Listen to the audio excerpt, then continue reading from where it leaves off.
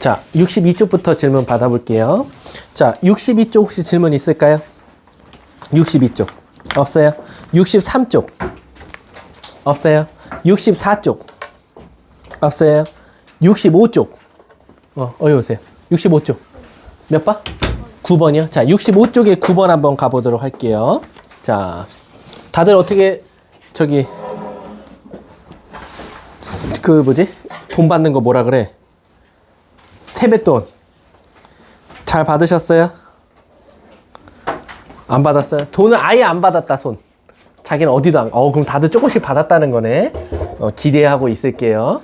감사하는 마음은 표현해야지 감사하다는 걸 알아요. 말로 하지 마세요. 말로 흔히 감사합니다. 다 필요 없습니다. 자, 65쪽에 몇 번? 9번이요? 자, 65쪽에 9번 한번 가보도록 할게요. 자, 9번 문제 보시면 원이 넓이가래. 그럼 일단은 이 원이 일반형으로 나왔으니까 우린 지금 당장 넓이를 못 구해요. 그래서 표준형으로 고쳐볼게요.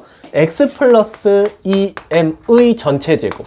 설마 아직도 표준형 못 바꾸면 안 돼요? 그 다음 y로 바꾸면 y 마이너스 m의 제곱으로 될 거예요.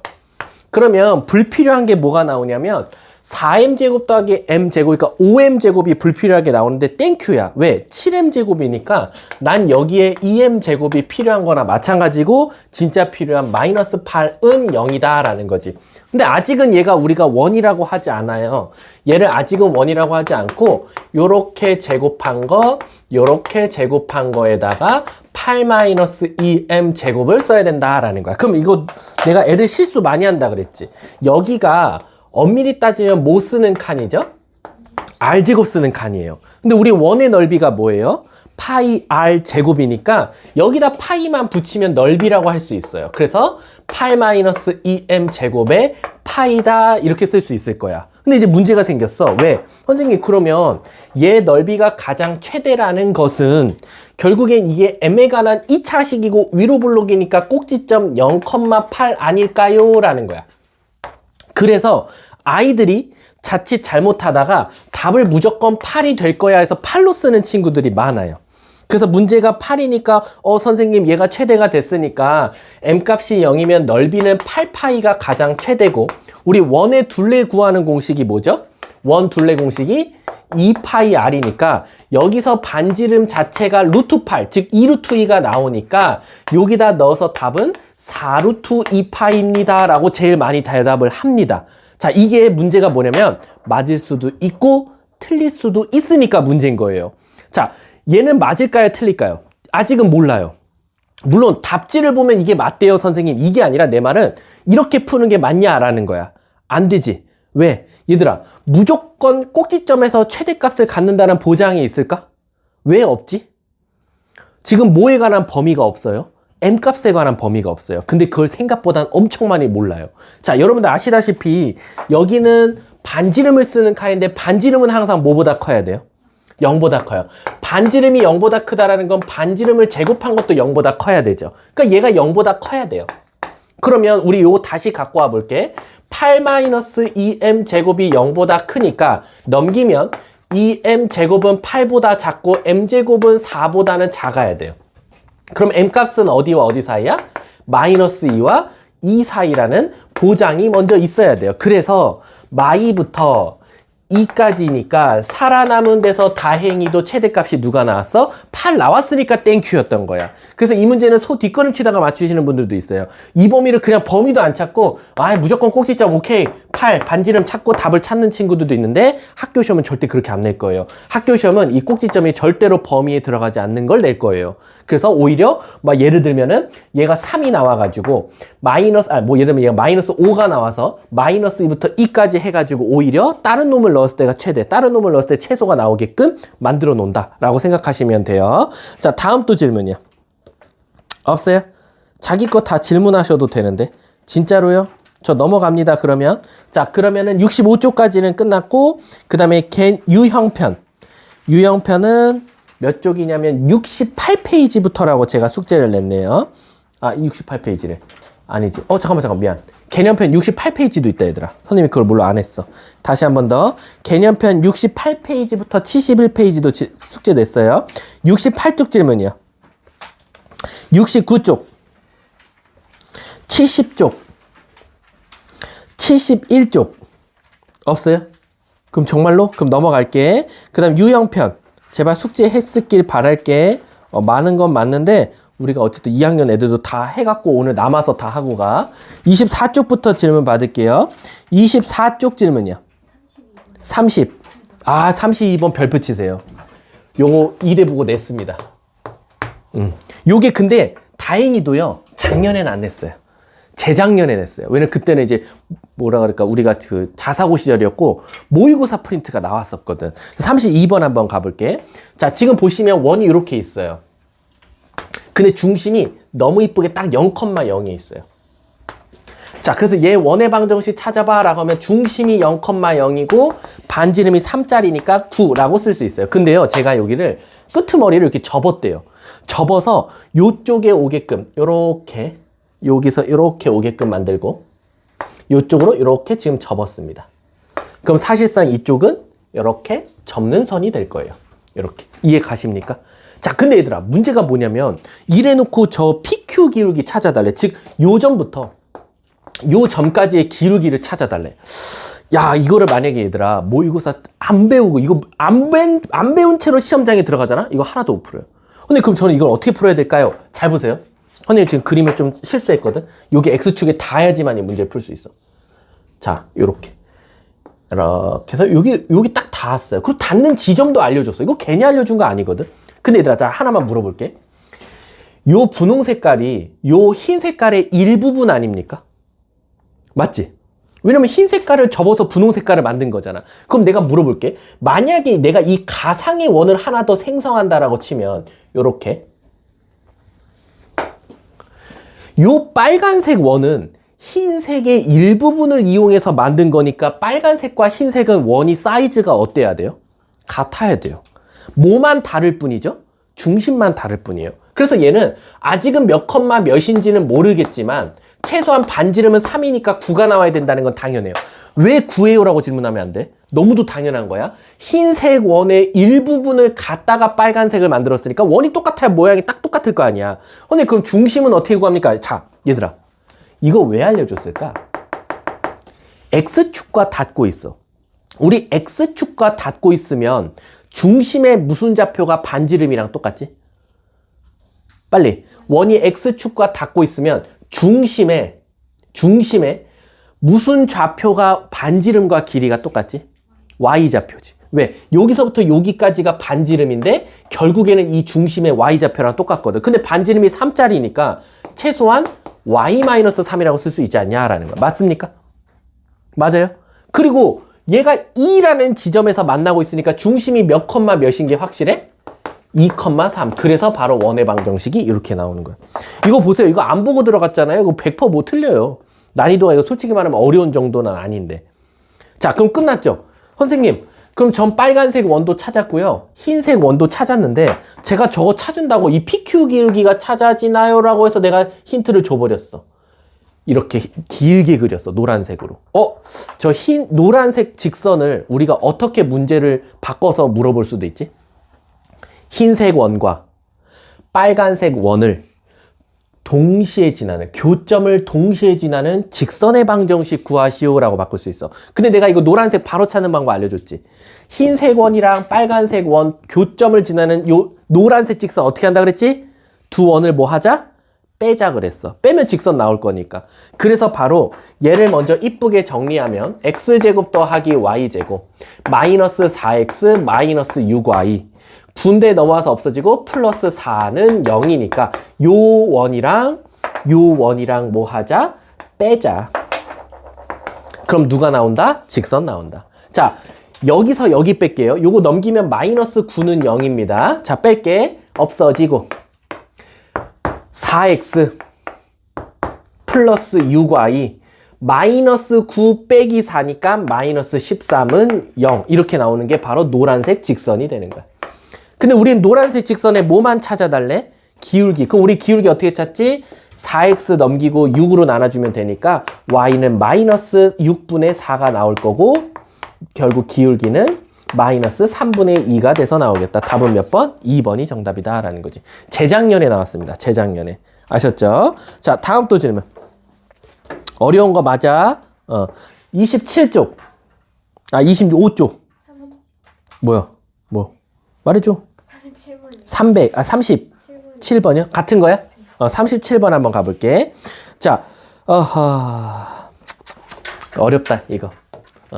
자, 37번 한번 가볼게. 야, 이거 다 질문할 거. 다 질문이지, 37번. 자, 한번 가보자. 자, 지금 보시면 37번에 보면 원 위의 점 P에 대해서 OP를 2대 1로 내분하는 점 Q가 나타내는 도형을 찾아줘 라고 되어 있거든.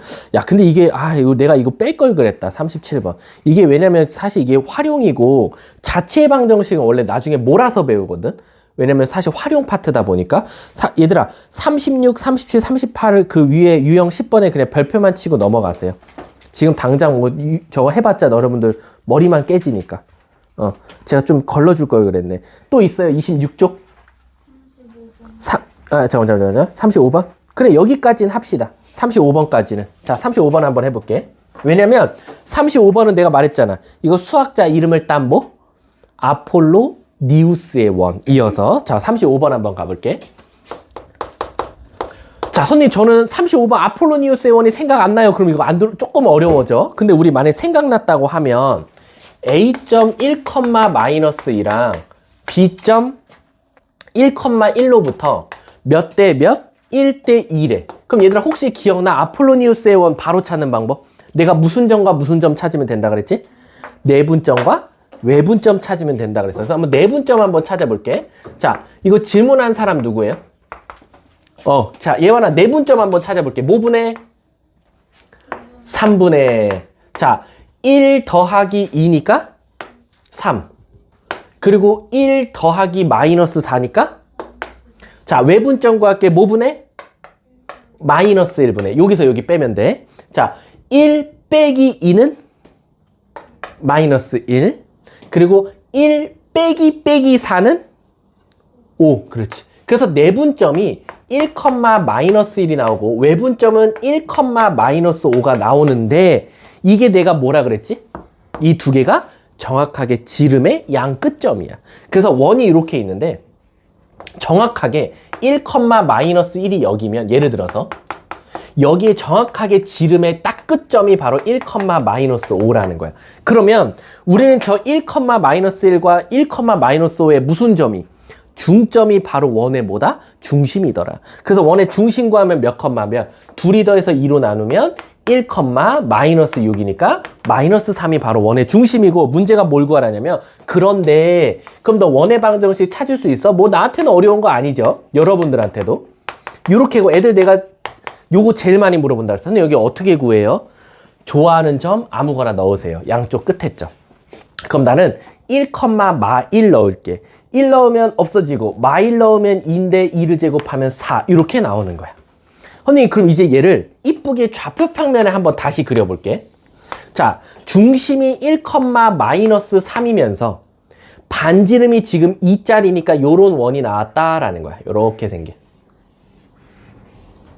그리고 이 원 위에 누가 돌아다닌대? P점이 돌아다닌대. 그럼 P점을 아무데나 잡을게. P 너 여기 있어. 근데 문제에서 A점이 뭐였어? 1, 마이너스 2, 1, 마이너스 2 한 요쯤에 있을 거고 그리고 B는 1, 1이니까 한 이쯤에 있을 거야. 그랬을 때 요 삼각형 넓이의 지금 무슨 값 찾아달라? 최대값 찾아달라는 거나 마찬가지야. 그럼 얘들아, 이 삼각형의 넓이 중에 밑변 곱하기 높이 곱하기 2분의 1인데 얘는 밑변이야. 벌써 고정. 왜? 얘가 A고 얘가 B니까 A, B가 삼각형의 밑변으로 고정이니까 얘가 1, 1이고 얘가 1, 마이너스 2였잖아. 벌써 이게 길이가 몇 나와? 3 나오는 거야. 그러면 3에다가 2분의 1 곱하고 이제 높이만 곱하면 돼. 자, 이거 질문자 누구였지? 예완아, 그러면 너는 높이를 어떻게 구하겠어? 요 P점에서 요 A, B의 연장선으로 그었을 때 이게 결국 높이거든? 이 높이가 가장 멀 때가 언제일까? 자, 봐. 얘가 점점 내려가면 내려갈수록 삼각형이 더 낮아지지.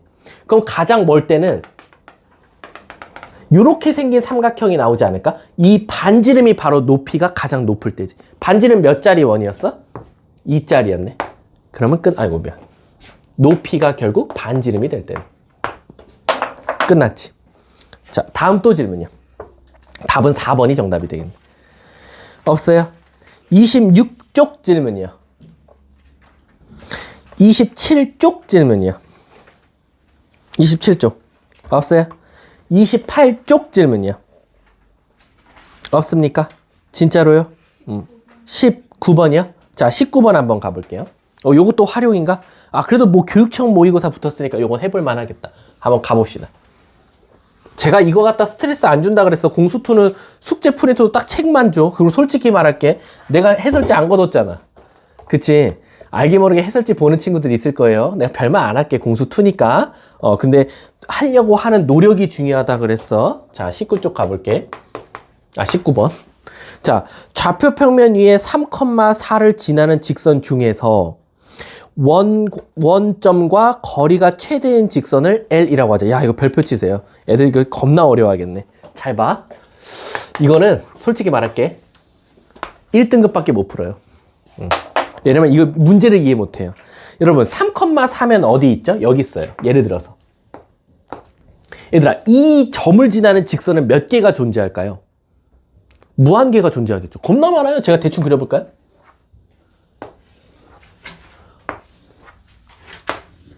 엄청 많아요. 엄청 많죠. 그럼 내가 물어볼게. 이 수많은 직선들 중에서 원점이랑 얘랑 거리가 가장 먼 직선은 누가 될까요? 자, 예를 들면 이런 거지. 빨간색 하나, 빨간색 2개, 빨간색 3개, 빨간색 4개. 지금 제가 저 흰 색깔 직선이 무한 개 나온다면 그 직선까지 원점까지 다 빨간색으로 한번 그어볼게요. 수선의 발을. 그중 저 빨간색이 가장 길 때가 언제일까요? 맞춰보세요. 가장 멀 때가 언제일까요? 언제게? 안 보여요? 전 보이는데. 바로 원점에서요. 3,4까지 거리가 가장 멀 것 같지 않아요? 그리고 그게 언제냐면 정확하게 수직될 때가 가장 멀어요. 수직될 때. 저 3,4가 수직되는 점인 거야. 그 말 뜻은 뭐냐면 여기가 3,4잖아요. 그럼 물어볼게. 잘 봐. 요 파란색 직선의 기울기 뭐 나와요? 파란색 직선의 기울기 3분의 4. 그럼 얘는 y는 3분의 4x라는 파란색 직선이거든요. 근데 내가 찾고 싶은 건 요 노란색이에요. 요 노란색. 요 노란색은 얘랑 기울기가 어떻게 했어? 수직이겠지. 우리 혹시 기억나? 수직일 때는 어떻게 풀었죠?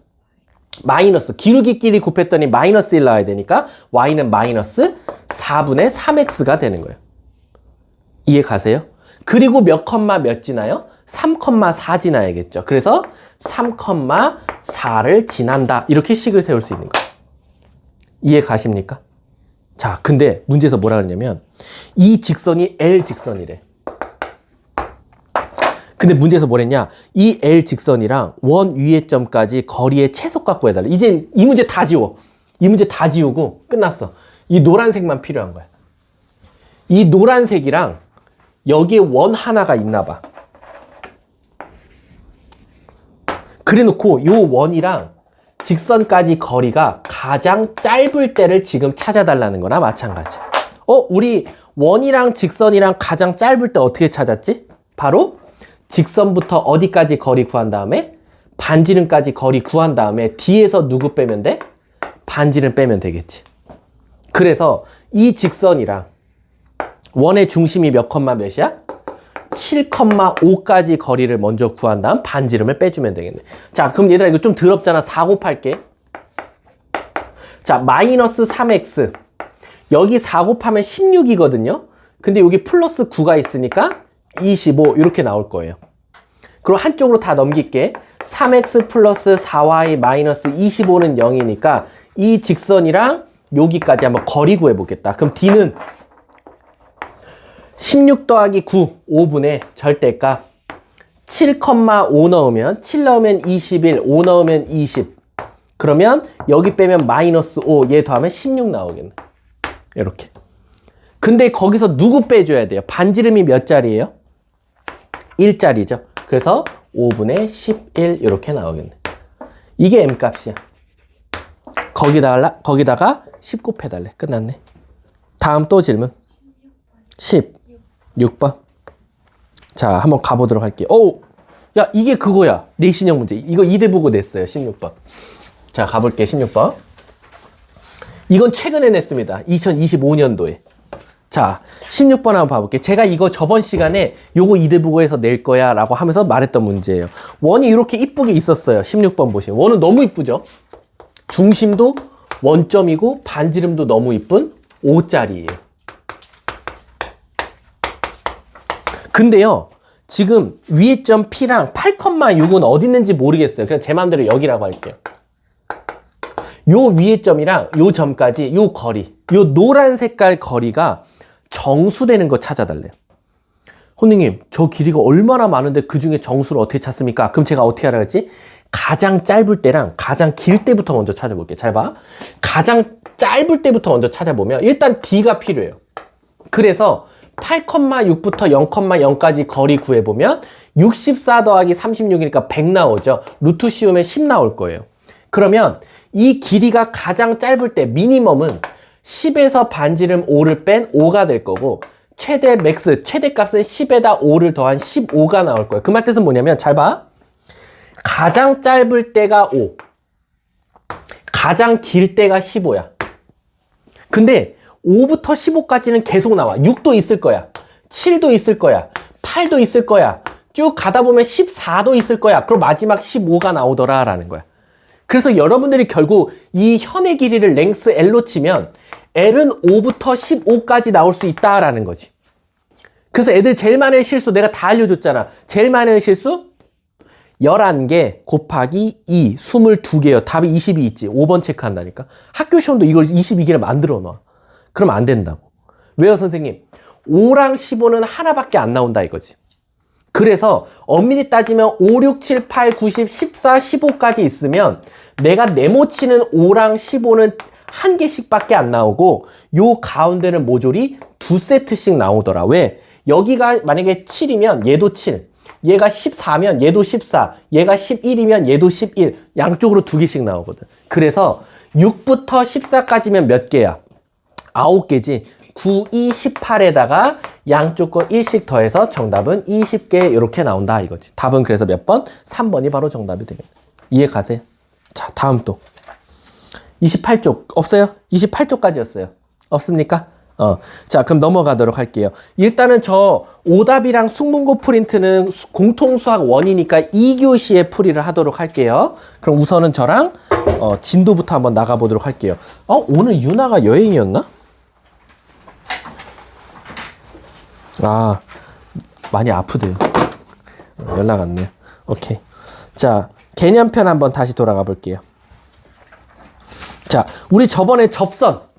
저번은 아니고 한참 전이죠. 여러분들 다 리셋됐을 거예요. 다시 한번 제가 해드릴게요. 여러분들 뿐만 아니라 2학년 애들도 다 리셋돼서 왔어요. 내가 하나만 물어볼게. 자기는 근데 공부를 했다. 설 연휴 동안에 한 번은 책을 폈다. 한 번은 숙제하려고 책을 폈다. 하나, 둘, 세 명, 네 명. 책만 핀 거지. 근데 내가 너네들한테 할 말은 없어. 나도 책 안 폈어. 선생님도 해야 될 업무가 있었거든. 그래서 막 나에게 보내기 카톡으로 졸라 보내놨어. 막 집에 가서 내가 좀 여유가 있을 때 해야지 했는데 선생님이 지민이는 알 거야. 금요일이었지? 아, 토요일이었나? 금요일이었지. 나를 못 보고 갔지. 갈 때. 선생님이 금요일 날 몸 상태가 최악으로 치달아서 선생님이 결국 링거를 맞으러 갔어요. 그리고 이제 토요일 날은 여차여차 버텼어. 그럼 선생님이 일, 월, 화 누워 있었어, 집에. 내 연휴는 아팠어. 그래서 일, 월, 화 누워 있다가 이제 수요일 날 선생님도 이제 좀 업무 좀 해볼까? 라고 했는데 수요일 날 좀 일정이 있어서 못하고 오늘 와서 나에게로 보낸 카톡을 다시 열어보면서 내가 이걸 왜 가져갔을까? 근데 딱 너네가 떠오르더라고. 아유, 나도 이런데. 너네들은 얼마나 더 놀고 싶었을까? 그치? 그래서 저는 여러분들 어차피 그래서 제가 설 숙제 안 주는 거예요. 설 숙제 안 주고 내가 말했잖아. 알아서 하라고. 빠른 답지까지 다 줬죠? 알아서 질문하시면 돼요. 자, 우리 저번에 접선 한번 공부했었거든요. 접선은 우리가 접하는 선이라 그랬어요. 그래서 유형은 총 3가지가 있다 그랬어. 첫 번째, 난이도 최하. 바로 위에 점 줬을 때. 두 번째, 뭐 알려줬을 때? 기울기 알려줬을 때. 그리고 아이들이 가장 기울 때? 기울기를 알려줬을 때. 그리고 세 번째가 애들 제일 어려워하는 바로 밖에점. 학교 시험은 밖에점을 낸다는 거. 자, 위에 점은 땡큐지. 위에 점은 내가 공식을 엄청 쉽게 알려줬어. 우리가 원이 만약에 이쁘다고 가정하면 P, Q라고 하면 X가 2개, Y가 2개. 그래서 정답은 PX 플러스 QY 플러스는 R제곱 이렇게 나온다 그랬어. 언니 원이 더러우면 어떡해요? 똑같아. 원이 더러워도 중심이 살짝 바뀌더라도 우리는 같은 방법으로 논한다 그랬어. 어떻게? X-A가 2개, X-B가 2개니까 하나에다가 P, 하나에다 Q 넣으면 P-A, X-A, Q-B, Y-B는 R제곱 이렇게 해서 찾아도 상관없다라고 했어. 자, 기울기 알려줬을 때는 이미 수학자들이 감사합니다 하고 식을 만들어 놨다 그랬어. 그래서 중심이 0,0이고 반지름이 R제곱인데 기울기가 M자리인 원의 방정식. 고나 읊어봐. Y는 MX 플러스 마이너스 R루트 M제곱 플러스 1. 내가 대학 가? 너가 대학 가야 되는 거 아니야? 자, 그래서 요거 외우면 된다 그랬어. 선생님, 근데 큰일 났어요. 왜? 만약에 중심이 틀어지면 어떡해요? 아, 그래도 걱정하지 마. 똑같이 쓰면 돼. 라고 했어. 이렇게 있을 때 X-A, Y-B여도 얘 공식 일단 쓰자.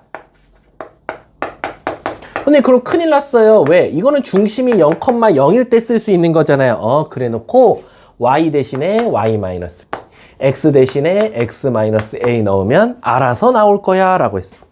자, 밖에점이 가장 어렵다 그랬죠. 밖에점은 내가 어떻게 푼다 그랬지? 3글자 가상의. 가상의 위에 점을 먼저 잡으셔야 돼요. 가짜. 그래서 우리가 A, B라고 제일 많이 둔다 그랬어. 그러면 실질적으로 얘처럼 똑같이 푸는 거야. 만약에 원이 이렇게 있었지. 근데 밖에점이 P, Q였고 내가 가상의 위에 점을 잡았어. 그럼 어떻게 하라 그랬어? 위에 점이잖아. 그럼 쟤랑 똑같이 먼저 풀어라는 거야. 근데 이 가상으로 세운 이 직선은 얘를 꼭 지나야 되니까 얘를 대입해서 AP 더하기 BQ는 R제곱이라는 직선을 찾더라라는 거야. 그러면 모르는 문자가 PQ는 알려준다 얘들아. 문제에서 PQ를 알려주니까 모르는 문자가 AB란 말이야. 그럼 모르는 문자가 2개니까 식이 몇 개 필요해? 2개지. 근데 내가 말했지. 두 번째 얘가 기억식이고 니은식이 생각 안 난다 그랬잖아. 니은식이 뭐라 그랬어? 그치, 내가 가상의 A, B가 위의 점이니까 원에다 대입한단 말이야. 그러면 이거랑 연립해서 A, B를 찾으면 된다라는 거지. 이해 가십니까? 그래서 얘가 어떻게 보면 조금 많이 어려워요. 학교 시험은 얘만 내고요. 얘는 수행평가가 좋아합니다. 요 2개는. 수행평가 얘도 안 내요, 심지어. 수행평가는 얘만 낸다라고 생각하시면 돼요. 왜? 기울기 아냐 모르냐 딱 체크하기 좋잖아. 공식 외웠냐? 그거에 대한 설명을 제가 75쪽 저 풀었나요? 75쪽? 76쪽은요? 쭉 가서 77쪽 풀었나요? 진짜요? 저 이렇게 열심히 일했네요, 저. 그 다음 78쪽은 안 했죠? 요거 숙제로 내면 될 것 같고. 요게 끝이에요, 접선은. 자, 그럼 우리 도형의 이동 안 할 겁니다. 쭉 넘어갑시다. 왜냐면 도형의 이동은요, 원방, 직방이나 똑바로 할 줄 아시면 돼요. 점좌표랑. 집합으로 갈게요. 102쪽. 자, 가봅시다. 힘들어. 선생님은 아직도 목이 아파서, 선생님이 그때 어디까지 갔는지 알아, 지민아? 내가 애들한테 막 알려줬나? 네. 아연까지 갔어. 아연. 아파 뒤지겠는데.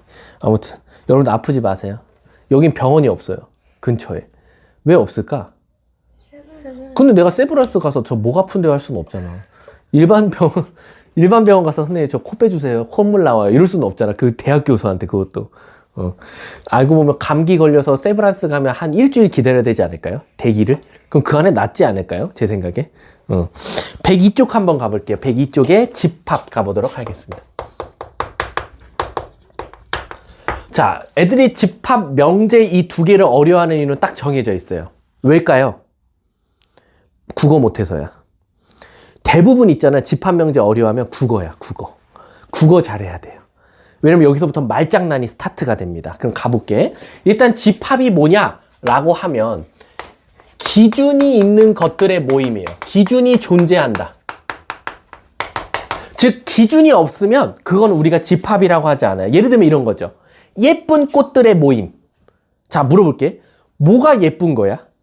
노란색이면 예쁜 거야? 초록색이면 안 예쁜 거야? 기준이 없어요. 그래서 우리가 기본적으로 이 기준이라는 건 뭐냐면 추상적이지가 않아야 돼요. 추상적이 아니다. 객관적이다라는 거야. 무슨 뜻이냐면 이거야. 오늘 날씨는 뭐 이건 명제구나. 예를 들어서 오늘은 한 달 중에 추운 날이다. 맞아, 틀려? 틀려. 기준이 없어. 추운 게 얼마나 몇 도가 돼야 돼. 나는 겨울을 싫어하기 때문에 나는 0도 아래로 내려가면 춥다고 하는데 어떤 친구는 아우씨 나 알래스카에서 왔어요. 요 정도면 봄이죠. 여름이죠. 라고 할 수도 있어. 그래서 우리가 어떤 말을 들었을 때 기준이 없이 그냥 두루뭉술하게 말한 거면 집합이라고 하지 않아요. 예를 들어서 수입차들의 모임. 자, 이건 집합일까 아닐까? 집합이야. 왜? 우리나라에서 안 파는 건 다 수입차거든? 그럼 우리나라 브랜드 빼고 다 말하면 돼. 그럼 그건 집합이라고 해. 근데 예를 들어서 뭐 이대부고의 이건 이대부고로 한정 지으면 안 되지. 이렇게 말할게. 키가 큰 사람들의 모임. 집합이 아니야? 아니야. 얼마나 큰 게 큰 거야? 180 넘어야 돼? 선생님처럼 185 정도 되면 큰 사람이랑 왜 고은아? 너가 한 170 돼. 알았지? 우리 서로 그렇게 하자. 너 170, 나 185. 알았지? 아무튼 그렇게 해서 뭔가 얘기를 들었을 때 추상적이면 안 돼요. 그래서 한번 읽어보면 집합의 정의가 뭐라고 돼 있어? 주어진 조건에 의해서 대상을 분명하게 정할 수 있을 때. 여기 수입차. 예를 들어 여기 이대부고 합격생들의 모임. 어때? 집합이야. 왜? 이대부고라는 데를 합격해야 돼. 그렇기 때문에 걔도 집합이 되겠지. 이렇게 기준이 있어야지만 우린 그걸 집합이라고 하고, 그 집합 안에 들어가 있는 것들을 우리가 바로 뭐라고 한다? 원소라고 한다라는 거. 이해 가세요? 그래서 예를 들어서 방금처럼 이대부고 합격자, 합격생들의 모임. 그러면 여기에 누구 써주면 돼? 이건 집합이고 여기에 고은이, 그리고 윤하 등등등 점점점 마지막 예완이까지 이렇게까지 써주면 우리가 바로 요 안에 들어간 거를 바로 뭐라고 한다? 원소라고 한다라는 거야. 이해 가십니까? 그리고 내가 만약에 이 이대부고 집합 합격생 모임을 지칭하는 걸 A라고 나타낸다면, 고은이는 A라는 집합 안에 원소네. 그래서 원소를 이용해서 기호를 표현해서 나타낼 수 있는데, 우리 원소의 영단어가 뭐죠? 원소. 영단어 아줌마 뭐야? 원소라는 영어 단어 있잖아. EL로 시작해. 뭐지? 엘리먼트인가? 왔지? 그거에 따라서 앞에 이자죠. 이자를 따와서 대문자 이잖아요. 이 대문자 이를 위에서 아래를 꾹 눌러서 바로 요렇게 쓴다 이거야. 그래서 바로 고은이는 집합 A의 원소다라고 표현한다라는 거야. 그래서 예를 들어서 우리가 A라는 집합이 1, 2, 3, 4가 있었어. 그럼 우린 이거 어떻게 표현할 수 있냐? 1은 A라는 집합 안에 원소야. 3은 A라는 집합 안에 원소야. 근데 5라는 놈은 A 집합의 원소가 아니네. 그럼 원소가 아니다라고 표현해주면 되는 겁니다. 이해 가셨습니까? 그래서 우리가 원소와 집합을 표현하는 방법을 바로 일명 삼지창을 이용해서 나타낼 수 있다라고 생각하시면 돼요. 제가 왜 삼지창이라고 하냐면 좀 이따 이지창을 배울 거거든. 언제 이지창 쓰고 언제 삼지창을 쓰는지를 아셔야 돼요. 이해하셨습니까? 어떤 거요? 자, 어떤 획기적인 새끼가 태어났어요? 요렇게요? 안 되죠. 우리가 기본적으로 집합이 큰 단위예요? 원소가 큰 단위예요? 집합이죠. 그러니까 엄밀히 따지면 A 집합 안에 1이 들어가야 되는 거지. 그래서 우리가 기본적으로 집합은 대문자를 쓰고 그 원소는 항상 소문자 2를 쓴다는 거. 이렇게 쓰셔야 됩니다. 자, 선생님 근데 우리가 원소를 표현하는 방법은 몇 가지가 있습니까? 라고 하면 선생님처럼 고은이, 유나, 민지, 지민이, 승우, 점점점점 이렇게 여기 100명이 앉아있으면 100명의 이름을 다 쓰는 걸 첫 번째 원소를 직접 나열했다 그래서 원소 나열법이라고 해요.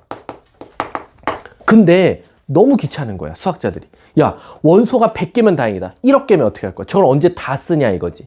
그래서 어떻게 할 거냐면 두 번째는, 야, 이거를 조금 우리가 간략하게 나타낼 수 있지 않을까? 그래서 우리 한번 여기다가 조건을 걸어보자 라는 거야. 그래서 여기를 바로 조건을 건다 그래서 조건 제시법이다 라는 거야.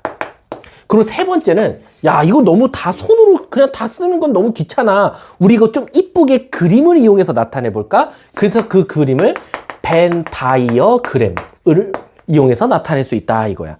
그럼 천천히 나열하자면, 보여주자면 방금처럼, 우리 쉬운 걸로 할게. 예를 들어서 이렇게 있었어. 자, 첫 번째, 선생님 저거 원소나열법으로 쓰세요. 답 끝. 얘 그냥 쓰면 돼. 다 썼잖아 나. 두 번째, 선생님 조건제시법으로 나타내세요. 그럼 조건제시법은 어떻게 말해야 되냐면, 너네들이 잘 생각해봐. 내가 너네들이 따다다다다닥 말했더니 내가 2, 4, 6, 80 딱 이렇게 5개만 말할 수 있어야 돼. 그럼 너네들은 저 2, 4, 6, 80을 내가 입에서 나오게끔 어떤 조건을 제시해 줄 거야? 예를 들면 10 이하, 0 이상 짝수만 말해. 이렇게 말하면 되잖아. 0은 짝수 아니니까. 그럼 2, 4, 6, 80 이렇게 말할 수도 있는 거고. 아니면 0 이상, 0 초과 10 이하 2로 나누었을 때 나머지가 0인 거 말해. 그럼 2, 4, 6, 80 딱 말하잖아. 이처럼 조건제시법은 학생이 100명 있으면 답이 100개가 나와. 1000명 있으면 1000개가 나와. 그 말 뜻은 뭘까요? 절대로 단답형으로 못 냅니다. 왜? 이대부가 331명이면 답이 331개 나와요. 왜일까? 이렇게 생각하는 애도 있잖아. 선생님 저는요 3의 배수에다 3에다가요 아니다 좀 쉽게 말하자. 홀수에다가요 1씩 더 할게요. 그럼 1, 3, 5, 7, 9 그 1씩 더 하세요. 2, 4, 6, 80 이렇게 말할 수도 있고, 어떤 친구는 저는요 예를 들면 홀수를 다른 방법으로 또 찾는 거야. 2로 나눠서 나머지가 1인데다 거기다 1씩 더해요. 그러니까 이게 2, 4, 6, 80을 나타내는 방법이 100명이면 100가지가 나오기 때문에 서술형으로 절대 못 내요. 단답형으로도 못 내고. 그래서 어떻게 하냐? x바 x는 이라는 거를 먼저 써주셔야 돼요. 그럼 이게 무슨 뜻이냐면 이런 거야. 너네 혹시 그런 거 봤어? 이게 뭐라고 하지? 요즘에 뜨는 건데 그 명령어 혹시 공부해봤어? 명령어? 자 그러면은 요즘에 AI가 뜨고 있잖아. 그럼 AI를 만들 때 그 그 새끼 로봇한테 너가 여기에 컵이 있으면 컵을 5손가락 갖다가 잡아라고 어떻게 시킬 것 같아? 그치, 코딩이라는 거 할 거지. 근데 어떻게 하냐면 내가 말한 대로 그대로 쓸까? 아니야, 되게 복잡하게 쓸 거겠지. 앞에 컵이 있나요? 그럼 로봇이 네. 그럼 내 쪽으로 가. 그럼 저걸 잡을 수 있나요? 그러니까 얘한테 모든 것들 다 시키는 거잖아. 그것처럼 얘도 x바 x는 요 문장은 뭐냐면 나 이제 너한테 명령할 거야 라는 어떻게 보면 신호야. 무슨 뜻이야? 너 x라는 걸 원소로 가져. 근데 그 x는 이러한 방식으로 탄생해 라고 말해주는 거야. 그러면 로봇은 나 x라는 걸 대답할 거야. 근데 그 x는 이러한 과정을 통해서 찾으라네, 주인이. 그럼 너네들은 이걸 보고 그걸 만족하는 x를 찾아서 나는 그 x를 원소로 갖고 있다라고 말하면 된다는 거야. 그래서 예를 들면 내가 이렇게 써주겠지. 0 초과 10 이하 짝수. 그럼 너네들이 로봇이라고 생각해봐. 내가 너네들한테 이거를 명령을 딱 넣었어. 그럼 너네들은 무슨 생각할까? 앞에서부터 해석하겠지. 나는 x라는 원소를 가져. 봐. 이거는 어떻게 보면 경계를 지어주는 거야. 근데 그 x는 이러한 방식으로 나오는 x를 가져. 그럼 나는 0초가 10 이하 짝수 2, 4, 6, 8, 10 말한 다음에 그걸 여기다 넣겠지. 그러면 나는 2, 4, 6, 80을 원소로 갖는다라고 출력이 되는 거야. 그래서 어떻게 보면 조건제시법은 명령이다 라고 생각하면 돼. 이러한 과정을 이렇게 가져라 라고. 이해 가십니까? 그리고 이제 벤 다이어그램은 안 내겠죠. 지나가던 초딩도 풉니다. 그냥 저거를 동그라미 2, 4, 6, 80 이렇게 동그라미를 이용해서 그림을 이용해서 나타내면 돼요. 가끔 이제 그런 질문이 있어요. 네모는 안 돼요. 별표는 안 돼요. 세모 안 돼요. 그러면은 지구상에 있는 모든 도형 다 써도 됩니다. 근데 나중에 이제 우리가 문제 풀 때 공간도 가장 협소하게 사용하고 여러 가지를 나타낼 땐 동그라미가 편해서 동그라미 쓴 거지. 별표 쓰셔도 돼요. 졸라 문제 풀 때 혼자 별표 그리세요, 그러면. 그래서 여기 별표야, 이게? 불가사리 안 돼요? 그럼 쓰면 돼요. 불가사리 그린 다음에 나중에 오는데 이제 교집합이라는 걸 배우거든요. 그럼 불가사리가 손을 잡고 그려야 돼요, 또. 그럼 이제 이렇게 또 그려. 저는 불가사리가 살이 찌네요. 아무튼 이렇게 있고. 모르겠어요. 하나 잘렸나 보죠. 아무튼 그래서 어쨌든 이런 거는 이용 못 하고요. 우리가 기본적으로 원을 많이 사용한다라고 생각하시면 돼요. 그래서 우리 읽어보면 집합은 이제 삼지창을 이용해서 나타낸다고 하고, 참고해 보면 기호 삼지창은 엘레멘트라는 첫 글자 E를 이용해서 나타낸 거고, 여기에 또 약속이 하나 추가되죠. 뭐죠? 하유라? 집중해야지. 지금 놀러 갔다 왔는데 지금 남들보다 2배, 3배 해도 모자를 파네. 그치? 집합은 일반적으로 대문자를 사용하고요. 소문자는 원소를 나타낸다. 우리 대문자 쓰는 거 약속 있어요. 수학에서. 대문자 언제 쓰죠? 대문자? 각. 그렇지. 또 점 A, 점 B 이런 거. 또 뭐 있죠? 방금처럼 집합. 이런 것들은 우리가 대문자 써요. 소문자는 대부분 우리 너네 알 거야. 길이. 그리고 방금처럼 원소. 요런 것들 나타낼 때는 소문자를 쓴다라는 거. 근데 이게 어디도 안 써 있거든요, 사실은. 선생님 대학교 갔을 때도 수학과 교육과정을 밟을 때 뭐 대문자로 꼭 이거 써, 소문자는 이거 써, 이렇게 한 적도 없어요. 왜냐면 아까도 말했지만 대학교 때 배우는 게 가장 수학에서 최상위 레벨이잖아, 대수학이라고. 근데 거기서도 사실은 이걸 어디 이렇게 지정해 놓지는 않았는데 그냥 우리가 고등교육과정에서 이렇게 많이 쓴다라는 것만 알고 계시면 돼요. 밑에 집합의 표현 방법은 첫 번째 원소나열법, 조건제시법, 그 다음에 벤 다이어그램을 나타낸다라는 거야. 그리고 중요한 게 조건제시법이 됐든 원소나열법이 됐든 항상 중괄호를 쓰셔야 돼요. 가끔 열린 가로 쓰는 애들 많아. 이걸 얘들아 열린 가로라고 하고요. 이걸 중괄호라고 해요. 수학에서는. 이건 열려 있다. 근데 그러면 닫혀 있는 것도 있나요? 네. 수학에서 디귿자는 닫힌 괄호라고 해요. 근데 수학에서 이걸 뭔가 뭐 괄호 이렇게 이름 부를 것 같잖아요. 이거 다 수학적 기호입니다. 얘는 같다가 안 붙어 있는 거고요. 얘는 같다가 붙어 있는 거예요. 그러니까 충격적이죠. 이게 1 이렇게 나왔어요. 이게 뭔지 아세요? 이게 1, 4예요. 이걸 이렇게 나타내요, 수학에서. 얘 1, 4잖아요? 얘는 얘예요. 신기하죠? 나중에 배울 거예요, 2학년 때요.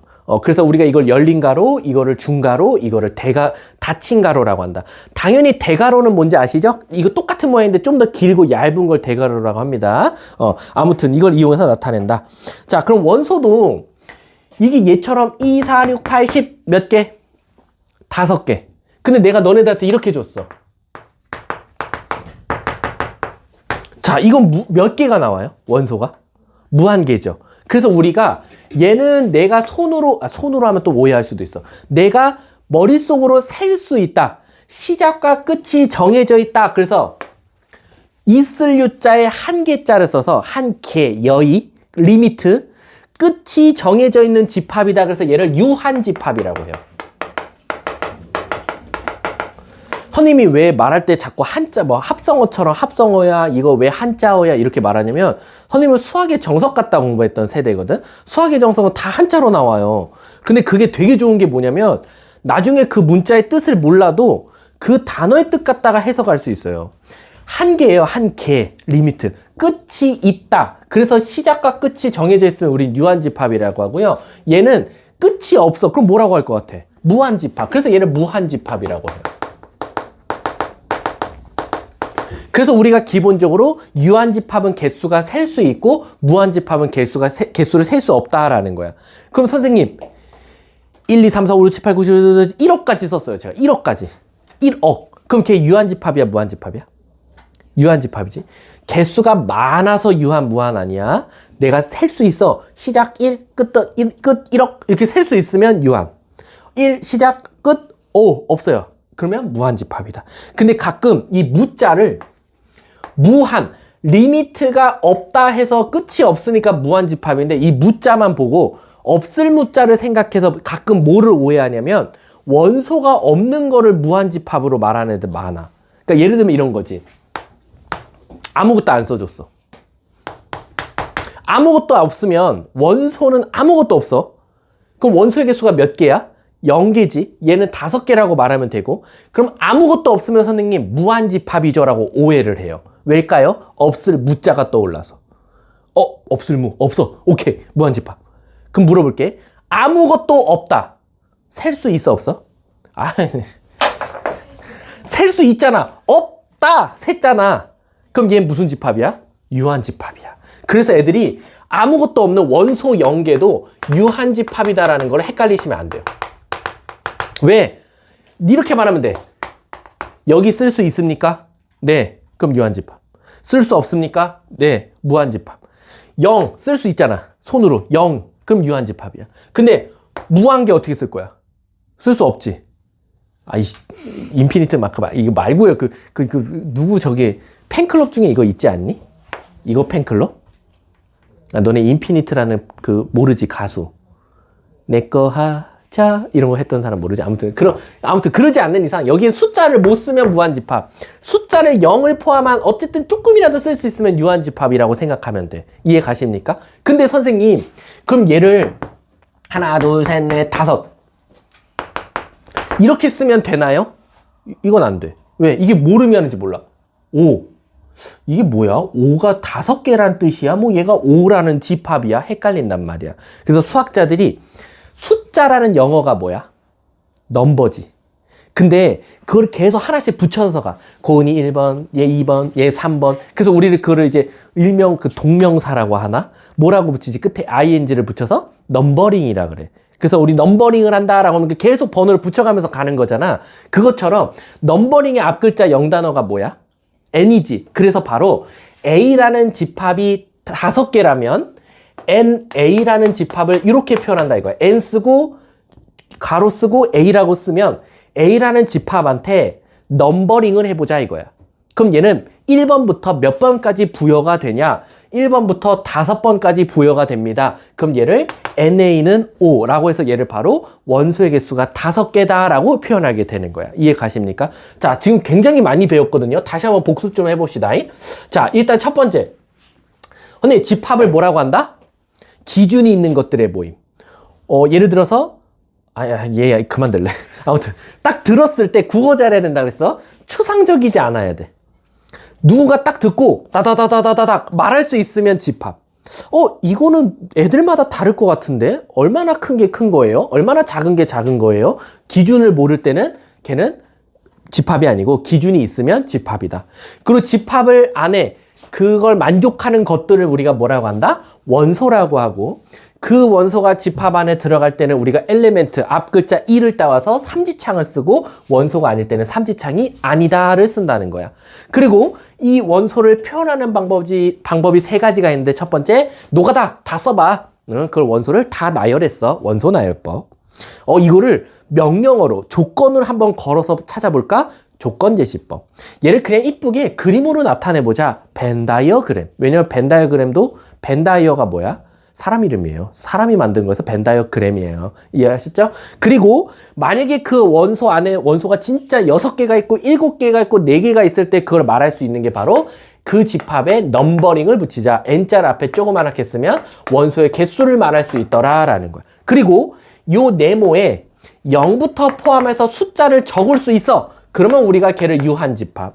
숫자라는 걸 못 쓸 것 같아. 그러면 무한집합이라고 나타낼 수 있다 이거지. 그래서 지금 제가 설명한 걸 그 배기 쪽에 맨 밑에 것만 읽어볼게. 유한집합은 원소의 개수가 리미트가 있다. 한계가 있다. 그래서 유한집합.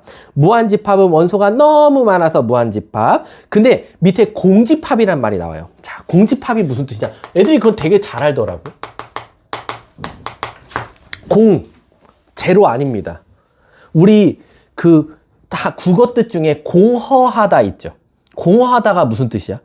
뭔가 텅텅 비어있다. 그치? 그 뜻이야. 공집합이 비어있다라는 거야. 그래서 집합 중에 원소를 아무것도 안 갖고 있는 걸 우리가 공집합이라고 하고, 공집합을 우리가 기호로 쓰는데 바로 아무것도 없어. 그래서 이렇게 동그라미에 대각선으로 찍 그은 걸 우리가 바로 공집합 기호라고 한다 이거야. 그리고 공집합은 엄밀히 따지면 무슨 집합이다? 유한집합이다. 왜? 0이라고 쓸 수 있으니까 숫자 쓸 수 있으면 0이랬죠. 그 밑에 참고에 써 있지. 공집합은 원소의 개수가 0이므로 유한집합 안에 들어간다. 이거 굉장히 중요한 말입니다. 자, 뒷장으로 넘어가 볼게. 유한집합의 원소의 개수, 넘버링 안에 n자를 조그맣게 맨 앞에 쓰면 넘버라고 해서 숫자를 붙이는 거고, 예를 들면 선생님 공집합은 어떻게 씁니까? 예를 들어서 NC, C라는 집합이 만약에 공집합이면 NC는 0이라고 말해주면 되겠죠. 아무것도 없는 집합이니까. 이해하셨죠? 근데 애들이 아니다. 요건 넘어갈게. 자, 넘어가자. 문제 한번 풀어보자. 자, 요거까지 하고 쉬는 시간 드릴게요. 집중하셔야 돼요. 전 악담 잘해요. 반배치고사 보고 울지 말고. 1학년 거 선생님이 냈는데 1번, 아니다. 선생님이 다 내진 않았어. 객관성을 유지하기 위해서 1번부터 20번은 마포관에서 출제했고요. 21번부터 30번까지는 신촌관에서 출제했습니다. 1시간이요. 1시간. 그래서 이렇게 생각하시면 돼요. 1번부터 20번까지가 아현관, 마포관, 신촌관 애들이 공통적으로 풀 거예요. 신기하지? 그러니까 1번부터 20번은 마포관, 신촌관, 아현관에 있는 이대부고 학생들이 다 같이 볼 거예요. 그리고 21번부터 30번은 신촌관 플러스 아현관만 볼 거예요.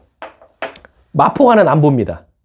그 이유는 그게 좀 시험 범위가 달라서 그래요. 그래서 반편성은요, 1번부터 20번까지로 됩니다. 신기하죠? 선생님, 그럼 21번부터 30번 개망해도 되나요? 안 되죠.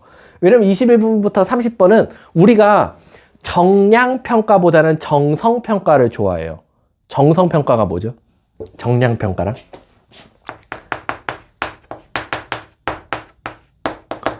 야, 정량 어디서 많이 듣지 않았냐? 갑자기 국어 시간인데. 정량 어디에 제일 많이 써있지? 돌아다니다 보면 엄청 많이 보이는데? 어디서? 주유소. 주유소 들어가려면 정량, 정품 이렇게 써있잖아. 무슨 뜻이야? 양을 정확하게 준다는 거야. 그 말뜻은 여러분들 정량평가하면 1등부터 꼴등 그냥 개수 쫙 적은 다음에 여기 PM, 여기 PF, 여기 PS, 여기 PT 나누면 돼요. 그게 제일 깔끔하죠. 근데 문제는 뭐야? 이 새끼가 그날 컨디션이 좋았어. 졸라 대충 숫자 딱딱딱 찍었는데 답이 맞았어. 근데 수학 졸라 몰라. 수학 졸라 못해. 근데 걔가 그날 좀 신내림을 받아갖고 다 맞았어. 그럼 걔 PM방 가야 돼? 큰일 나지. 그래서 우리는 정량평가가 아니라 정성평가를 해요. 정성은 무슨 뜻이야? 성, 무슨 뜻이야? 말 그대로 이 학생의 과정을 본다는 거예요. 눈에 보이지 않는 걸 본다고요. 말 그대로 얘를 풀이도 될 수도 있고요. 아니면 얘가 지금까지 해왔던 주간 테스트, 수학, 숙제에 대한 성취도, 그리고 성실도, 이런 것들을 보고 우리가 예를 들어서 점수가 이 새끼가 S반 나왔어. 근데 얘가 평소에 존나 잘해. 숙제도 되게 꼼꼼하게 잘해왔고 뭔가 자극제만 있으면 잘해. 그럼 우리 얘가 F반으로 올려요. 거꾸로 F반에서 떨어뜨릴 때도 있어요. F반이야. 성적 F반 나왔어. 근데 대충 풀이 보니까 이 새끼 그러니까 말도 안 돼. 막 숫자 가다가 엉뚱한 답 나와. 그럼 100% 찍은 거거든. 근데 이런 애들 분명히 F반 가면 하나도 모르겠어요. 이런 애들이야. 그럼 이제 그 S반으로 떨어뜨려야지. 그래서 우리는 이제 점수도 보고 평가를 한다. 그래서 선생님 그러면 신촌반은 내가 너네들이 다 알잖아. 월수금 받는 애도 내가 다 아니까. 그럼 정성평가가 좋은데 아현관이랑 마포관은 선생님이 지도를 안 했는데 어떻게 합니까? 그래서 아현관은 신촌관은 21번부터 30번을 보면 대충 알아요. 요걸로 평가를 한다는 거지. 왜냐면 아현관 내가 21번부터 30번은 이 새끼들이 수업을 잘 참여했나 안 했나 딱 그 정도로 출제를 했어요. 이건 틀리면 그냥 학원 빠진 거야. 그냥 학원비 루팡한 거야. 그냥 나와서 그냥 엉뚱한 생각만 하다 간 애들. 그리고 마포관은 저한테 특이사항을 보내기로 했어요. 요 학생이 학원에서 사실은 숙제를 잘 안 해왔었다. 잘 해왔다.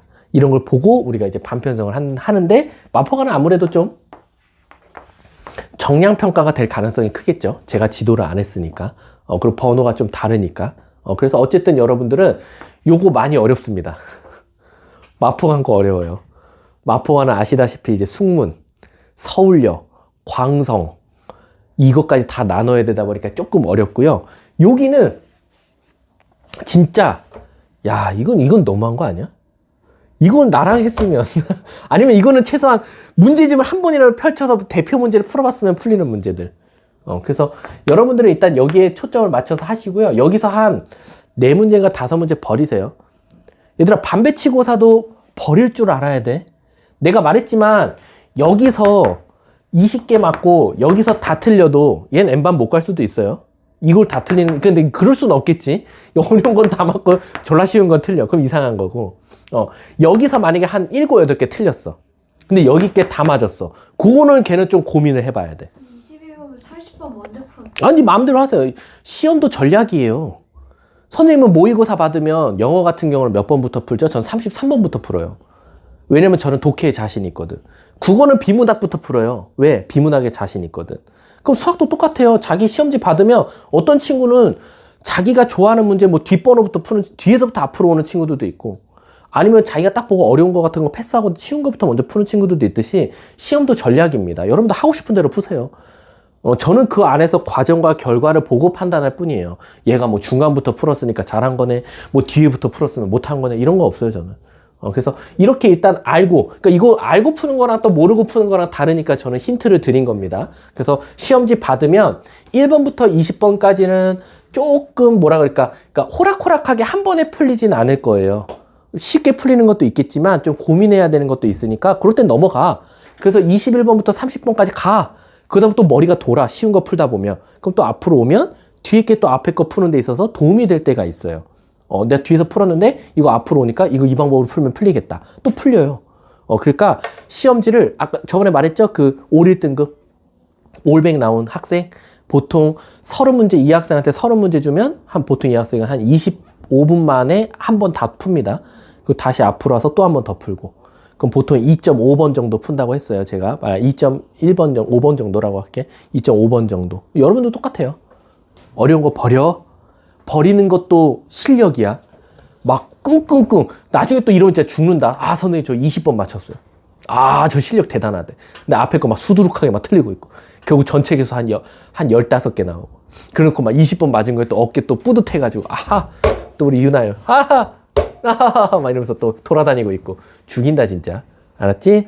자, 한번 문제를 잠깐 그럼 쉬는 시간 드리도록 할게요. 수고하셨습니다.